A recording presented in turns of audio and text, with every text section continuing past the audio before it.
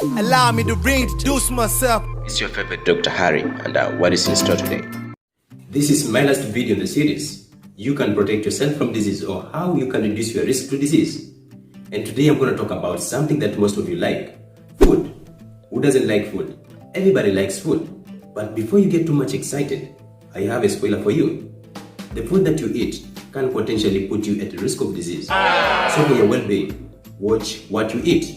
Good health is impossible without good nutrition, and for good nutrition you need a healthy, balanced diet. So consider your intake of salts, your intake of sugars, and your intake of fats, and you should watch your portion sizes. Include fruits, vegetables in your diet, and vary what you eat. And reading on the packaging will help you select whole grain when buying foods such as bread, rice, cereals, and even pasta.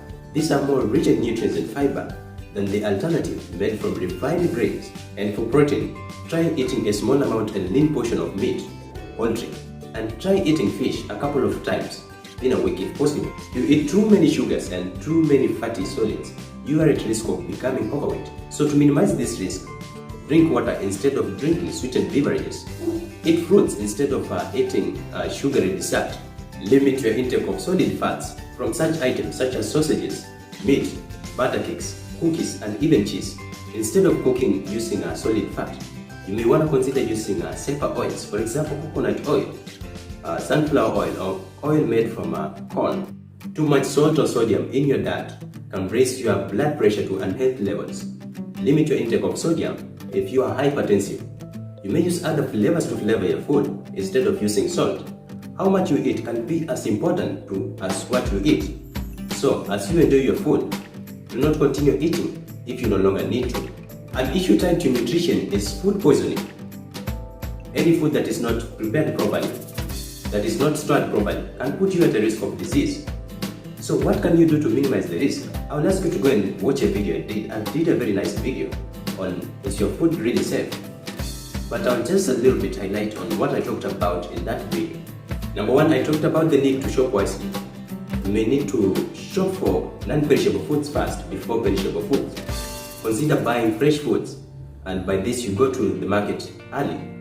And also I talked about packing. You should pack beef separate from other foodstuffs to avoid or prevent food contamination. Number two, hygiene. Hand washing is very important. Keep your kitchen clean. Wash your dishcloths.